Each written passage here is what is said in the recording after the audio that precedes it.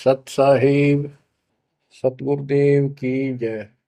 बंदी छोड़ कबीर साहिब जी की जय। बंदी छोड़ गरीबदास जी महाराज जी की जय। स्वामी राम देवानंद जी गुरु महाराज जी की जय हो।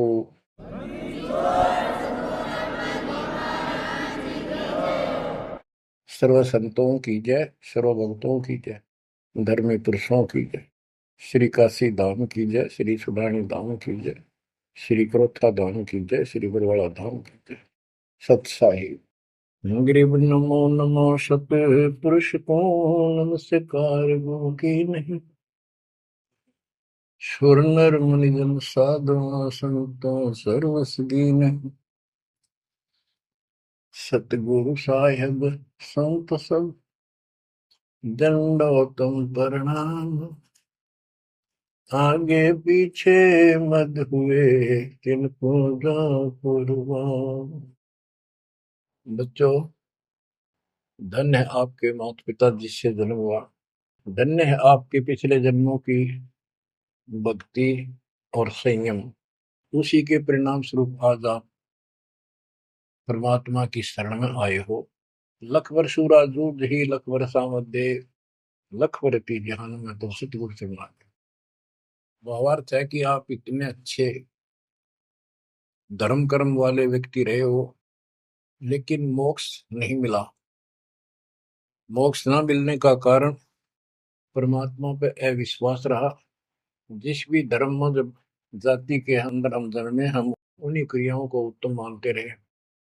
परमात्मा के ज्ञान से प्रेरित होकर कुछ दिन भक्ति जरूर की, लेकिन एक से अनेक अधिक नहीं थे हम, फिर हम रह जाते थे। लेकिन ये परमात्मा हमारे पिता हैं कबीर साहब, हमारे सच्चे साक्षी हैं, हमारे एकमात्र हितैषी हैं इन काल के 21 ब्रह्मांड रूपी नरक में। बच्चों, आज कबीर साहब कहते हैं झूठे सुख को सुख कहे ये मान रहा मनमोद, ये सकल कभी ना काल का कुछ मुख में कुछ क्रोध। हम इस झूठे सुख को सुख मान रहे हैं। थोड़ा सा धन हो गया, कार कोठी होगी, बेटा बेटी होगी, और फिर सारा दिन बकवादों से अतिरिक्त कुछ नहीं सोचता। धन जोड़ लो, हेरा फेरी कर लो, और अधिक पैसा हो जाता है, राजनीति में आ जाओ, यानी मई माँ की भूख बनी रहती है। और ये हमारे जन्म मरण का मुख्य कारण है। जैसे आप धर्मदास जी के प्रसंग में सुन रहे हो, कितनी तड़प थी, कितना धन था, लेकिन कुछ भी बन ले, राजा बन ले, महाराजा बन ले, सेठ बन ले, और कहे गरीब निर्धन बन। अब निर्धन को तो वैसे संतुष्टि नहीं, वो चाहता धन चाहिए। धन है तो सुख है। जिसका संतान नहीं है वो चाहता संतान है तो सुख है। कोई चाहता है भी सेठ धनवाला सोचता है कि मुझे कोई सुख नहीं। सुख तो इन राज्य महाराजों को होता है। राज्य महाराजों को सपने में भी सुख नहीं होता। बच्चों, यह बात जिस दिन आपके हृदय में बैठ जाएगी कि ये सुख है ही नहीं, रात को भी नींद नहीं आती इन राजाओं को, नेताओं को। लेकिन कुछ दिन कमांड चलती है इनकी, इसी में फूले रहते हैं। फिर ये भी सोचते हैं कि स्वर्ग में सुख होगा। स्वर्ग के राजा इंद्र, वो भी महादुखी, 24 घंटे टेंशन रहती है, कोई तप करके और तेरे इस राज ने छीन ना ले। स्वर्ग का राजा नीचे यज्ञ करके या तप करके बनता है, और उसमें एक शर्त होती है कि तेरे शासन के दौरान, तेरे शासन काल में यदि कोई पृथ्वी पे ऐसा तप कर लेगा जो खंड ना हो, कुछ समय निर्धारित है, और 100 अश्वमेध यज्ञ निर्बाध कर गया, तो तेरी पदवी को छीन लिया जाएगा, उसको ये पद दिया जाएगा। तो बच्चों, उस राज को बनाए रखने के लिए इंद्र कति हद भी पार कर देता है, अति कर देता है, इज्जत बेइज्जती का सवाल भी नहीं रहता। एक प्रसंग आता है, मार्कंडे गोसाई तपस्या कर रहे थे बंगाल की खाड़ी में। इंद्र को पता चला कि एक साधक मार्कंडे बहुत जबरदस्त तप कर रहा है, और कुछ दिनों में उसका तप संपूर्ण होने वाला है। और तेरी गद्दी जाएगी। उसने अपने देवता गुप्त रूप में गुप्तचर छोड़े होते हैं। इंद्र ने अपनी पत्नी भेजी उसका धर्म खंड करने के लिए। कति अंत हो जाता है आदमी जब अपनी पत्नी को परपुरुष के पास भेजता है, यहाँ कति गिरावट की अंत आ जाता है। इतना जलील होना पड़ता है इस राज्य को बनाए रखने में, और वो भी हार जाती है। फिर इंद्र जाता है। ये लंबी कथा है, फिर कभी बताएंगे। मार्कंडे ऋषि इंद्र की पदवी को टारगेट करके तप नहीं कर रहा था। ये ऋषि क्या करते रहते हैं, ओम नाम का जाप करते हैं और तप, ये दोनों करते हैं। तप तो इन्होंने ब्रह्मा जी से लिया। ब्रह्मा जी कमल के फूल पर बैठे थे। जब वो होश में आए, कमल जल पे होता कमल का फूल, सब जगह जल ही जल था। आकाशवाणी हुई कि तप करो। यह आकाशवाणी उसने भगवान की मानी। 1000 वर्ष तप किया।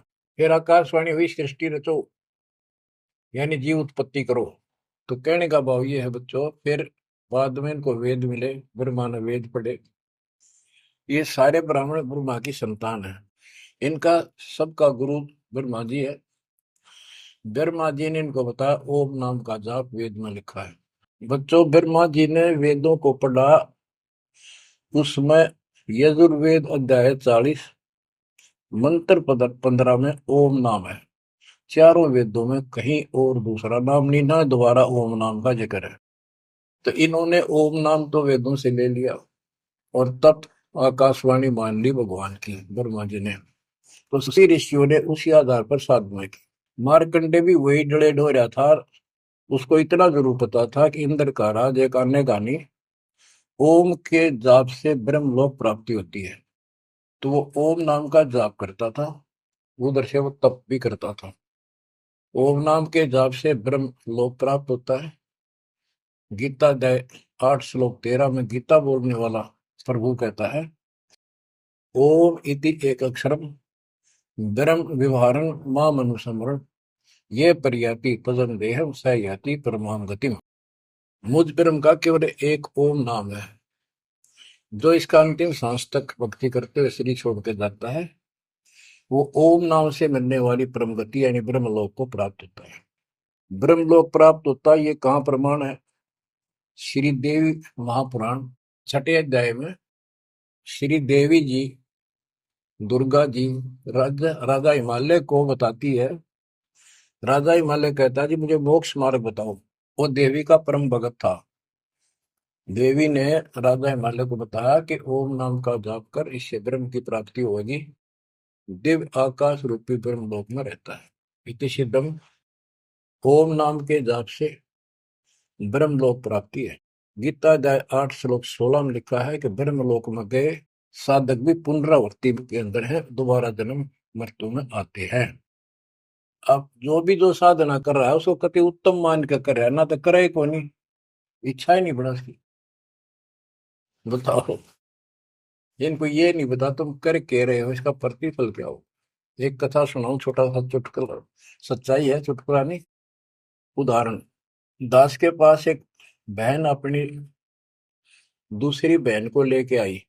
उसका पति शराब पिया करता और रोज पीटे, झगड़ा रखे। तो जो लेके आई थी उसका पति भी इतना नालायक था। परमात्मा ने दया करी, वो सुधर गया और तगड़ी भक्ति करने लग गया, खूब सुधर गया, चर्चा होगी गांव में। तो वो बहन बोली जी मैं तो अपनी बहन को देख के आई हूँ, इसके तो सारे सुख हो गए। मैं बेटी आपके भी होंगे, आपको ये हमारी मर्यादा का पालन करना पड़ेगा। वह बोली जी मैं ये व्रत ना छोड़ दूं, 16 शुक्रवार के व्रत करती हूँ। 16 शुक्रवार के व्रत करने हैं, वो तो 5-6 हुए हैं मेरे। मैं बोला हमारा नाम लेना बेटी, वो सब त्यागने पड़ेंगे। ये व्रत रखती किस उद्देश्य से है, कि लाभ होगा आपको। फिर पता लगा, बताई थी किसी ने, अब तेरा पति शराब छोड़ देगा। मैं बोला पहले 16 शुक्रवार व्रत के प्रतिफल बताऊं के उसे, इसका लाभ क्या है। ये आन उपासना, ये डले ढोने वाले क्या बताते हैं कि एक बहन का पति परदेश में गया था और वो 2-3-4 साल तक आया नहीं। उसने किसी ज्योतिषियों से दिखाया, पतरे हाथ दिखाए, किसी ने बता दिया कि तेरा पति तुझे भूल चुका है, तेरी याद नहीं रही है, माता संतोषी के व्रत रख 16, तेरा पति वापस आ जाएगा। उसने व्रत रखने शुरू किए, शुक्रवार के 16वें व्रत वाले दिन वापस आ गया। ये है इसका फल। और मैं बोला तेरा पति रोज आवे रोज कूटे, गड्ढेगी तू इस बता के, फूकेगी इन व्रत, बुद्धि कान रखेगी तुम्हारी। तंते रखना नहीं चाहिए, 2-4 दिन ना हो तो बढ़िया, पिटाई देना हुआ है। कहने का भाव यह बच्चों, इन गुरुआ गांव बिगाड़े संतो गुरुआ गांव बिगाड़े, ऐसे कर्म जीव का लागिए ईव जड़े नहीं जाड़े। तो मार्कंडे ऋषि इंद्र से कहता है, इंद्र तू इंद्र की पदवी छोड़ दे, अगले जन्म में गधा बनेगा। इंद्र कहता जी फेर की फेर देखी जाएगी, अब तो मौज करने दो। बता, हमारी बुद्धि यहाँ तक सेट हो चुकी है, फेर के देख गधे पाछे तो कुमार देखेगा, कड़म मारेगा लठ, 2.5 मिनट का धरेगा सामान कमर पे। मार्कंडे ऋषि उसको कहता तू मेरे वाली साधना कर ले, तुझे ब्रह्म लोक पहुंचा दूंगा। बच्चों, वो कहते हैं ना, बेड की लात गुडने तले तले, ये कहीं जा लो, इनका ये इतना ज्ञान है, इतनी इनकी अंतिम भक्ति है। अब प्रसंग चल रहा है धर्मदास जी का। ये जड़े धर्मदास जी ने खूब डो लिए थे, और जब आंख खुली, ओए होए होए, अब परमात्मा उनको छोड़कर चले गए। दोनों पति पत्नी देखते ही रह गए, आंखों में आंसू टपक रहे थे। ओझल हो गए भगवान जब गली से अंदर आए, राग खूब रोए अंदर बैठ के। ताकि पता नहीं आऊंगे कि ना आऊंगे ना, ये गांव नाम बताते, ये भी कमाल हो गया। परमात्मा कराते आए तो धर्मदास जी ने बोले खुशी मनाई, चरण पकड़ के बहुत कुछ प्रश्न उत्तर किए। आखिर में कहने लगे धर्मदास जी, हे प्रभु अवगत कला तुम्हारी, हम है कीट जीव वे बिचारी, सत्य लोग तुम वर्ण सुनावा, शोभा पुरुष अनसन सत भावा। हे परमात्मा, आपने सतलोक बताया, आपने परमात्मा की शोभा बताई, रहने वाले हंसों का भी बड़ा गजब का सुख बताया। कैसे न देश राज व आही, चित इच्छा प्रभु देखन ताई। कि वो कैसा देश है, कैसा लोक है, मेरा मन करता है उसमें देखो। परमात्मा बोले धर्मदास ये निर्घनी काया, निर्घनी ये बेकार, इसमें डंगा भरा पड़ा, काम क्रोध लोभ विष्टा थूक ब्लड टट्टी पेशाब, इसमें कैसे दर्शन होंगे उस भगवान के। मैं जो बताता हूं तू ऐसे भक्ति शुरू कर दे, और जब शरीर छोड़ के जाएगा तो आपको परमात्मा के दर्शन हो जाएंगे। वहां सतलोक भी देखिए, वहां सारे अपने बहन भाइयों में खुशी करे ना। धर्मदास ये निर्गनिकाया, यह तन पुरुष दरस के में पाया, इस तन में भगवान कैसे दिखेगा। तन ठीक का जब पूरा हो भाई, सतलोक तो देखो जाए। जब ये तेरा शरीर का समय पूरा हो जाएगा जीवन, फिर इसको छोड़ के सतलोक देख ली जाके। धर्मदास के चरण हो रहा, हे प्रभु दर्शा मिटाहो मोरा, शरण टेक प्रभु विनय हो ही, पुरुष दर्श बिन कल नहीं मोही। दोनों चरण पकड़ के धर्मदास ने बोला, ये भगवान एक में दिखा दो, मेरी यह भगवान के दर्शन की प्यास मिटा दो, उसके दर्शन बिना मुझे एक पल भी चैन नहीं होगी। परमात्मा बोले भाई मैं ही हूँ प्रभु, सारी सृष्टि का मालिक मैं हूँ, मैं आपका गुरु हूँ। दीक्षा दी धर्मदास जी को मेरे, मैं आपका गुरु हूँ, मैं आपका भगवान हूँ, मैं सत्पुरुष हूँ, और मेरा ही नाम कबीर है। लेकिन उसके आवाज समझ में नहीं आई, और बार बार यही कहने लगा भगवान के दर्शन करा दे, भगवान के दर्शन करा दो। जब मेरी आत्मा मानने गई। बच्चों विचार करो, पहले हम किसी की भी भक्ति शुरू कर दी, राम की, कृष्ण की, शंकर भगवान की, विष्णु भगवान की, किसी की भी, और सब स्वर्ग बताया करते। कदे मैं क्या अगला स्वर्ग दिखाओ हमने जब मानूंगा। पर जब ठीक ठिकाना आता है ये मन अड़ियल घोड़े की तरह अड़का खड़ा हो जाता है। इसलिए केवल बकवाद करवानी अच्छे राह पर लगते समय सौ बाधा पैदा करता है। ये मन अड़ रहा था। गुप्त भय प्रभु अविगत ताता, धर्मदास मुख आवन बाता।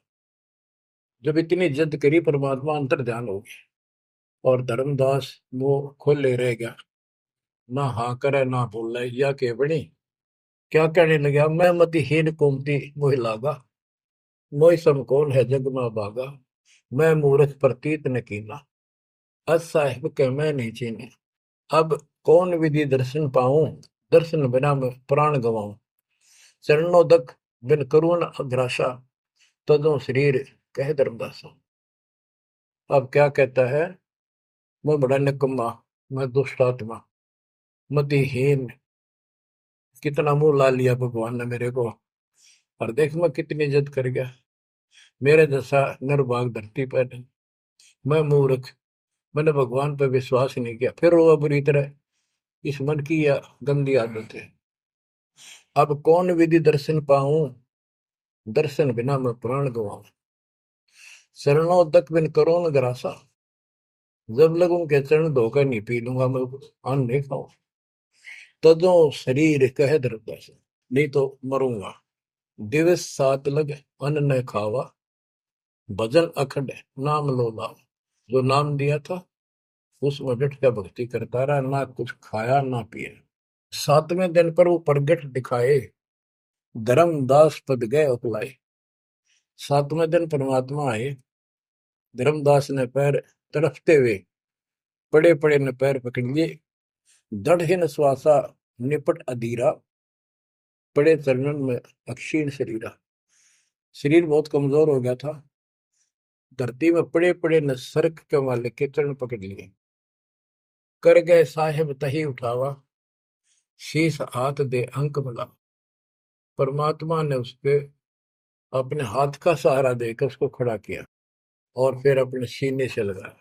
धर्मदास चरणोदक लीना, चरण पखार आचमन कीना। धर्मदास ने फिर उठ के जल लाया, परमात्मा के चरण धो के पिए। परमात्मा बोले, हे धर्मदास, प्रसाद कुछ पाओ, कुछ खा लो, कर प्रसाद तो मुंह पे आओ, मेरे पास आओ फिर तो, और फिर मैं तुझे सारा ज्ञान बताऊंगा। तो धर्मदास ने जल्दी जल्दी कुछ खाया। उसका ये टेंशन थी कि चले ना जा। थोड़ा बहुत खाया, पानी पीकर पटदे से आगे बैठ गया। धर्मदास का शरनाई सुन प्रभु अगर अपार, 7 दिवस कहाँ रहे, कौन देश पगडार। तो परमात्मा से पूछने लगा, है भगवान आप कहाँ रहे, कैसे कैसे रहे, कहाँ गए। फिर उसी बात पर आकर गया, हे प्रभु चिंता गण करो मोरा, पुरुष दर्श देव करो निहोरा। हे प्रभु चिंता गण गौ मोरा, पुरुष दर्श दिखाओ करूं निहोरा। मैं हाथ जोड़ूं, आपके निहोरे निकालूं, मुझे भगवान के दर्शन दिखा दे। परमात्मा कहते धर्मदास ये हट का कर हो, मानो शब्द शीश पर धर हो। मैं तो कहूँ वो मान ले तू। हमरे गहे पुरुष पे जय है, बिना गहे वो हजार न पे।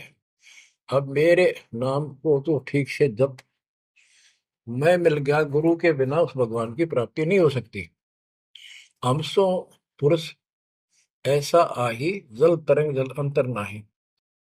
कि भगवान मेरे में इतना अंतर समझ ले, इतना भी अंतर नहीं है। जैसे समुद्र से लहरें उठती है, लहर और जल अलग नहीं होता। बच्चों, धर्मदास जी को खूब समझाने की चेष्टा की कि हमरी सूरत गहो चितलाई, तभी पुरुष पतन, मेरे को भगवान रूप समझो, तब मालिक की प्राप्ति होगी। शेष हृदय प्रतीत अस आने, गुरु और पुरुष भिन्न नहीं जाने। गुरु और परमात्मा को अलग नहीं समझा है। तो शिष्य में ऐसी श्रद्धा होनी चाहिए। जब लो चित असरीति ने आवे, जब लग ऐसा भाव नहीं होगा, तब लग जीव लोक नहीं सतावे। धर्मदास चित बहु सकाने, चरण टेक वो विनती ठाने। सारा कुछ कह लिया भगवान ने, पर उसने अपनी बात को ऊपर रखा। परमात्मा भी चाहते थे कि मैं एक अपना आई विटनेस तैयार करूं। हे प्रभु सत कहो तो पाही, तुम ते कुछ तुझता ही नहीं। मोरे तुम पुरुष हो स्वामी, यम त छुड़ाओ अंतर्यामी। हो प्रभु वर्णव लोक की शोभा, ताते आदि मोर मन लोभा। आपने इतना सुंदर लोक बताया, वहां के इतने सुख बताए, तो इसलिए मैं देखना चाहता हूँ। तब लीला बहुत हम देखा, आपके चमत्कार मैंने बहुत देख ली। पुरुष दर्श बिन रह ये रेखा, भगवान के दर्शन नहीं कर लूंगा इतना मेरे मन का दोष निकले नहीं। जो किंकर पर हो दयाला, तो छिन में होएगा पुरसाला।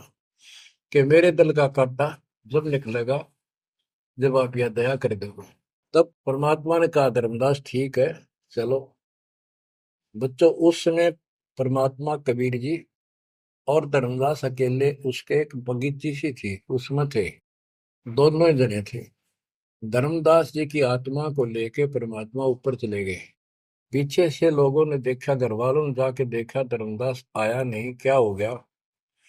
वो बेहोश पड़ा, जैसे कोमा में होता है, मरा नहीं। 3 दिन तक ऐसा रहा। मालिक को ऊपर लेके गया। धर्मनी जो ऐसो चित के ना, तन तद चल लोक प्रवीणा। छोड़ इस शरीर को, चल मेरे साथ। राखो तन गौण ले हंसा, ता पहुंचे जा काल ही संसा। क्षण एक में पहुंचे जाई, अवगत लीला लखे को पाई। शोभा लोक देख सुख माना, उदित असंख्य शशि और भाना। इतना प्रकाश उस लोक का, जैसे असंख्य सूर्य और चांद उदय हो गए हों। परमात्मा कबीर जी जिंदा बाबा के रूप में थे।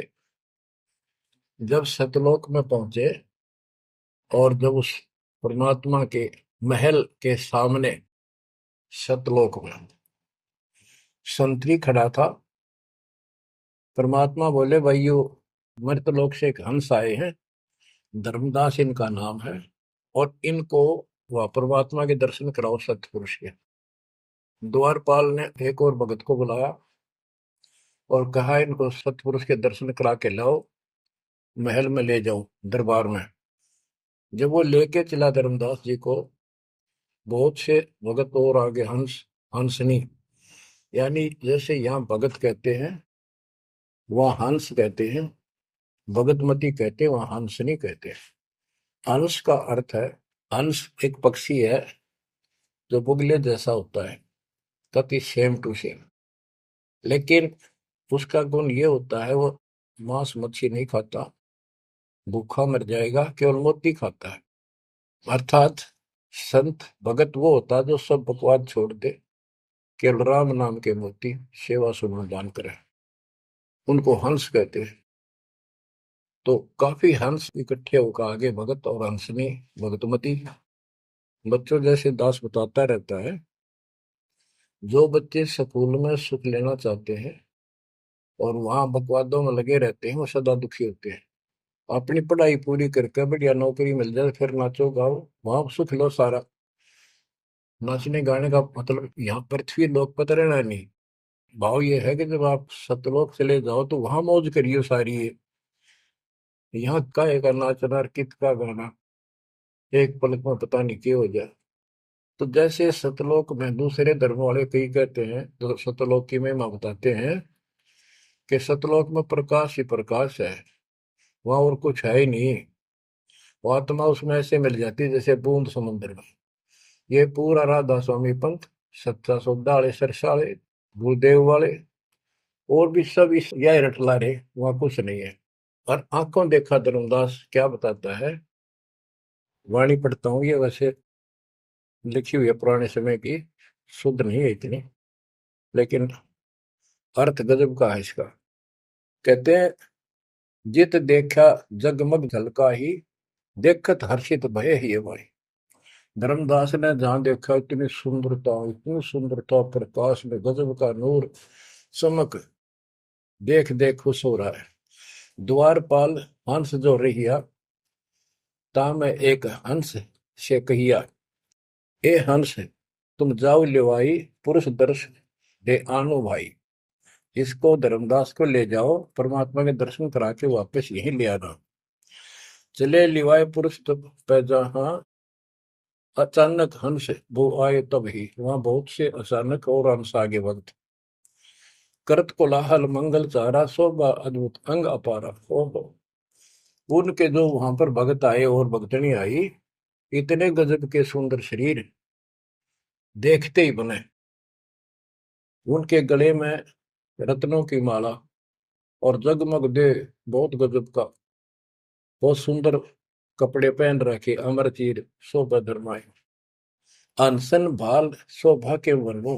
धर्मदास कहता है कि उन हंसों के माथे की शोभा क्या बताऊं, बहुत गजब की। रवि करतारों में षोडश चंद्र भाल छिवि लहू, यानी 16 चंद्रमा का प्रकाश हो उनके माथे की, इतनी चमक थी, इतना नूर था। हंस कांति प्रतिरोम प्रकाशा, हीरा मणि उदित रोमासा।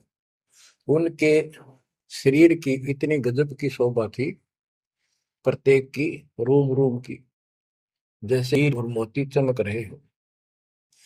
उनके शरीर का प्रकाश षोडश रवि, अनसन छवि मोहा, देह प्राण शुभ अमृत शोभा। उनके शरीर की शोभा 16 सूर्यों के प्रकाश जितनी थी। अब वहां भगवान के दरबार में पहुंच जाते हैं वो लेकर के, सिंहासन से भी देखत मनमोहा।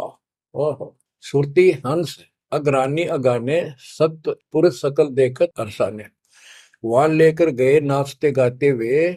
जब उसने भगवान को देखा, धर्मदास जी ने, तरह गजब का प्रकाश, एक रोम शरीर के बाल की चमक, करोड़ सूर्य करोड़ चांद मिला दे।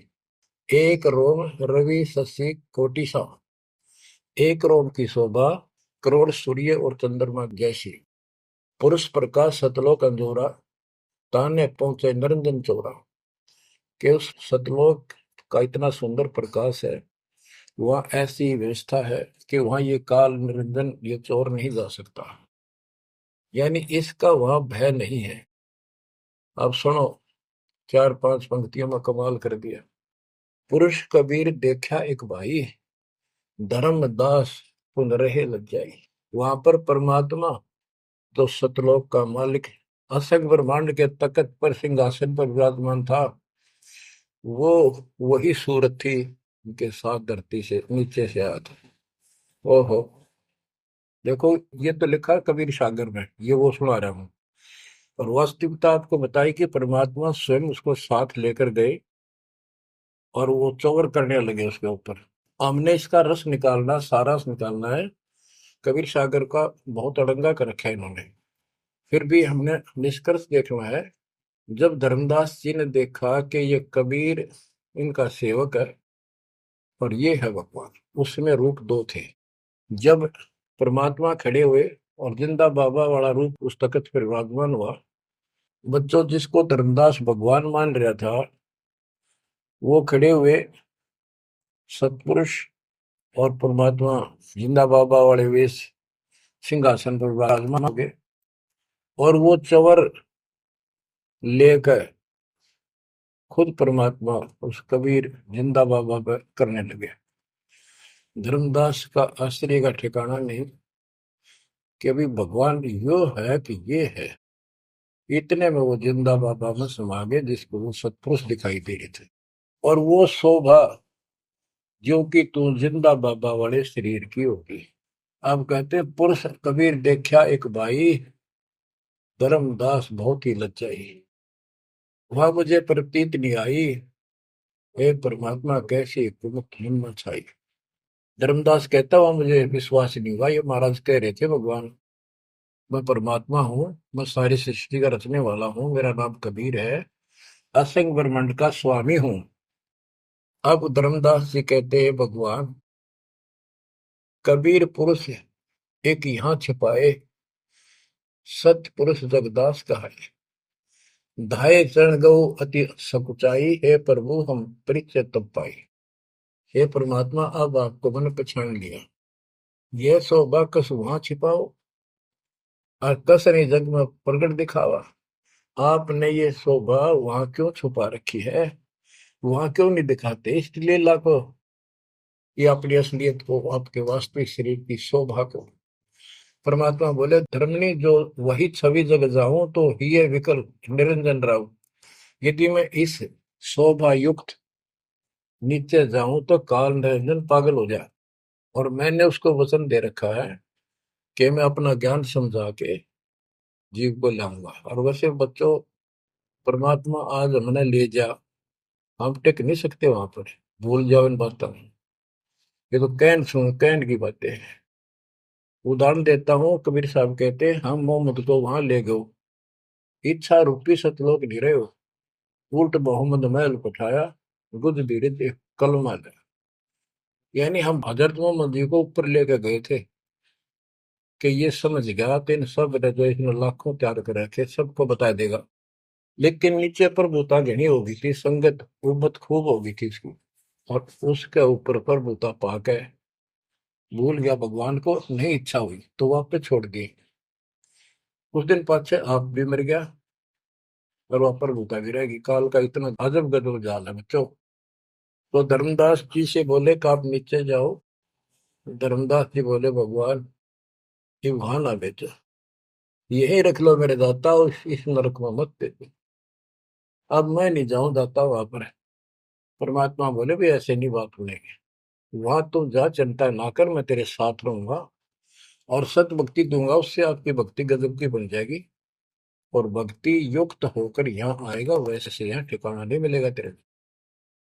और दूसरी बात है कि तूने सब कुछ देखा है, नीचे औरों को बता, तेरे भाई बहनों को विश्वास होगा। धर्मदास कहता है मोहे राख लियो महाराज, हमसे बिगड़ी है मोहे राख लियो महाराज, हमसे बिगड़ी है। बिगड़ी है महाराज हमसे, बिगड़ी है महाराज हमसे, बिगड़ी है तुम्हें नांगा लो महाराज, काल की नगरी है तुम्हें ना भेजो महाराज, काल की नगरी है। रो बुरी तरह, जैसे किसी ने आग में धकाया करे जबरदस्ती मर तो नौकर राख लो महाराज, हम गंदे हिसाब से। अब पता चला उन सारे भक्तों ने बताया तुमने ऐसी गलती करी थी भाई, इसलिए दुख पा रही कि हमने खुद बिगाड़ी अपनी किस्मत। तुम रख लो दाता, ना वे जो मेरे मालिक, पैर पकड़ा रोवे। परमात्मा बोले भाई ऐसा ना कर, वापस चल और वहां पर मैं तेरे साथ रहूंगा, भक्ति कर, कोई दिक्कत नहीं आने दूंगा मैं तेरे को, चिंता ना करी, तेरे पीछे पीछे न फिरूंगा मैं। और ये सारे ठाठ मैंने दे रखे थे तेरे को वहां पर, निकाल तो सारा कचू मन निकाल दे 1 मिनट में। धर्मदास को फिर हौसला हुआ और तीसरे दिन शरीर में वापस आया। आसपास सारे रिश्तेदार भी आ गए 3 दिन में। सारा गांव क्यों सेठ था, पैसे वाला था, लोग सुगरदे बैठे, ना मरता ना जिंदा, इसका क्या हाल हो गया। परमात्मा ने बताया मैं काशी में हूँ, एक दुल्हे का काम करता हूँ, मेरा नाम कबीर है, मेरा गुरु रामानंद जी है, स्वामी रामानंद, जो वहां के प्रसिद्ध संत हुआ करते थे। धर्मदास जी सचेत हुए, उठे तो देखा चारों तरफ हाहाकार मच रहा, वो जिंदा हो गए तो एकदम खुशी की लहर आ गई। आमने भी रोए, तो वो कहने लगा क्या हो गया तुमको। तो बोले आप तो मर गए थे, ना मरो थे ना जियो थे, अचेत पड़े थे, बेहोश थे, हमको टेंशन हो गई थी कि मरेंगे। तब उसको विश्वास हुआ, नहीं तो स्वप्न मानना वो, ये मन इतना दुष्ट है, इतना उल्टा चल रहा है, जब ठीक ठिकाने की तरफ चलता है जीव, परमात्मा कसर नहीं छोड़ते, ये उसका बाप है। तो तब धर्मदास को विश्वास हुआ रे तेरे की, सचमुच में तो सचखंड गया, सतलोक गया था। फिर उनको बताने लग गया सारी, मैं वहां गया था, सतंदा बाबा भगवान है, खुद है, सारी सृष्टि के रचने वाले हैं, ब्रह्मा विष्णु महेश, तब उनके सामने कुछ भी नहीं है। वो रिश्तेदार आए थे तो चले गए, पागल हो गया, भांडन दे, जिंदा हो गया शुक्र है। लेकिन जिसका लागे वो तन जाने, धर्मदास काशी पहुंचे और देखे दुल्हे के रूप में बैठे वह सूरत ज्यों की त्यों चरणों में पड़ गए।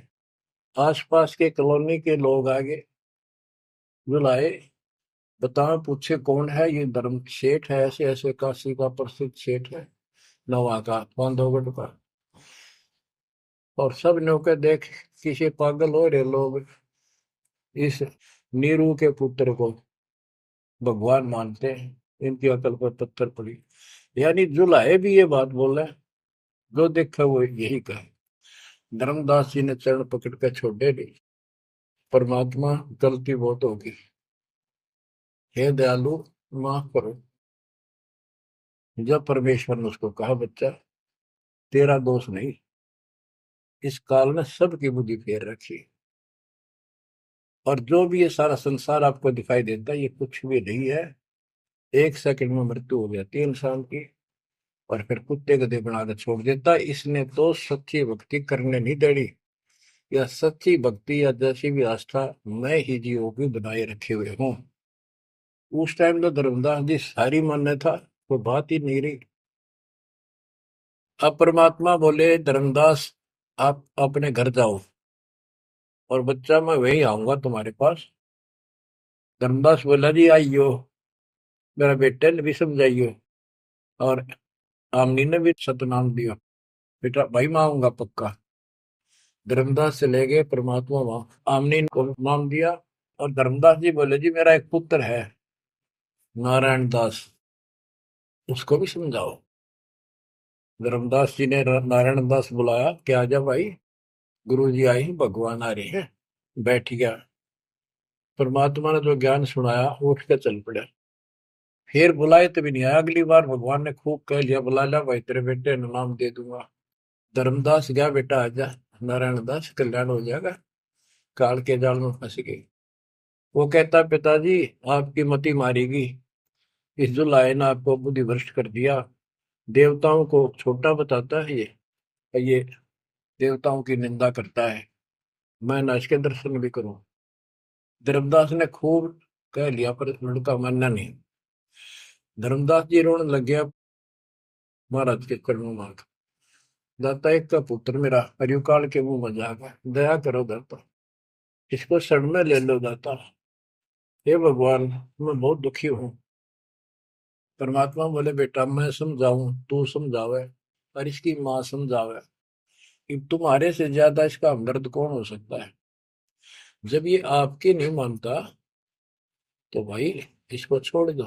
हे महाराज इन्हों के छेड़ा जाता है, हे महाराज समझाओ इसने। परमात्मा बोले, भाई यो काल का दूत भेज रखा तेरे घर पे, तेरे कति चौगर ते तो बांध रखा तू, या बात मान ले मेरी। अब काल का दूत का धर्मदास का दुख हुआ इस बात का। अरे एक लौते पुत्र ने भगोरू जी काल का दूत क्यों बता रहे हैं। परमात्मा बोले कि तेरा बेटा कहां पर है, उसको एक बार ले आया यहाँ पर। धर्मदास बोले, बेटा चल तो कुछ ना सुनिए, बैठ जाओ बस। वो आ गया। परमात्मा ने उसकी तरफ ऐसे आशीर्वाद वाला हाथ किया, और धर्मदास से बोला, देख ये है तेरी बॉडी के अंदर, इस शरीर के अंदर यू काल बैठा। उसका शकल देखी उसने छोरे के अंदर से, वो वास्तविकता थी उसको काल के दूत की। ओछा माता, लंबे दूत, विकराल शरीर। परमात्मा बोले, यू बैठा इसके अंदर, यू काल का दूत है, ये कभी भी नाम नहीं लेगा, ना तेरे साथ चलेगा। जब धर्मदास बोला, नारायण दास है, जा बेटा जा, जा कर ले काम, कर ले काम। चरणों में पड़ गया, भगवान मेरा तो बीज नष्ट हो गया, हे भगवान मेरा तो वंश ऊपर चलेगा, बताइए काल पैदा कर हो गया मेरा तो। परमात्मा बोले, वंश ने के चाटेगा, तू पीछा छुटवा ले यहाँ से बेटा, क्या करेगा इस वंश का। ये तो काल खाई खुराक का पहल पोशाक का यम का बकरा पड़ता है, लेकिन हमारे तो रंग चढ़ रहा है। लोग के कहेंगे, फलाना के कहेगा, संतान ना हुई थी संपत्ति ने कौन लगा, कई बीमारी बाढ़ रखी है, कई रोग ला रखे है काल। परमात्मा बोले, ठीक है, तेरे को मैं अपना बच्चा अपना हंस भेजूंगा, और आज से 1 साल के बाद तेरे घर में पुत्र उत्पन्न होगा, उसका नाम चूड़ामणि रखना। उस समय बताते हैं धर्मदास की उम्र 80 साल की हो चुकी थी और आमनी देव भी वरदौलिये थे। ये धर्मदास के अब विश्वास हो गया, हे मालिक, हे परमात्मा, इस उम्र में कौन कैसे बच्चे होंगे हमारे, हम तो कभी व्यर्थ हो चुके हैं। तब दाता ने कहा, देख उधर देख, तेरे आंगन में एक छोटा सा बच्चा ऊपर से आया, आंगन में हाथ पैर मारे नो, एक पत्ते के ऊपर लेट गया, आकर साथा आया वो पत्ता उसको, ये तेरे घर में 1 साल के बाद आ लेगा। इतने बहुत अंतर्धान हो गया। कुछ विश्वास कुछ अविश्वास, परमात्मा की दया हुई। आमनी को गर्भ रहा, 9वें महीने 10वें दिन बच्चा हो गया, नाम चूड़ामणि रखा।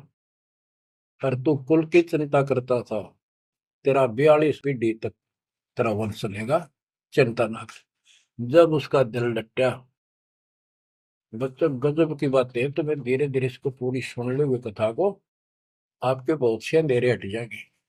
अब परमात्मा ने चूड़ामणि शाना हुआ, उसको दीक्षा दी, उसी को धर्मदास जी को भी गुरु पद दे दिया था। पर बोला तो किसी ने मंत्र ला दिया, ही सारा सार नाम तक दे दिया उसको, और कसम खवा दी कि ये नाम किसी को नहीं बताएगा। जब धर्मदास डिगमग देखे तो उसके लड़के को गुरु पद दे दिया चूड़ामणि को, केवल 5 नाम, ये 7 में से 5 बीच बीच के दिए, और बेटा इसी को तू आगे देता रहना, तेरे को गुरु पद दे दिया। परमात्मा की कोशिश थी, ये मंत्र करते रहेंगे, इनको मनुष्य जीवन मिलते रहेंगे, भगवान की आस्था इनमें बनी रहेगी, कुछ लाभ होते रहेंगे, और इस बिचली पीढ़ी तक जाना था उनको। लेकिन धर्मदास को बता दिया था कि काल मेरे नाम से 12 पंथ चलाएगा, जो सारे गलत साधना करवाएगा, और तेरे वंशज, तेरे परिवार वाले 6ठी पीढ़ी में जाके ये असली नाम भी छोड़ देंगे। एक टकसारी पंथ होगा, उसकी साधना शुरू कर देंगे, जो एक आने की नहीं होगी।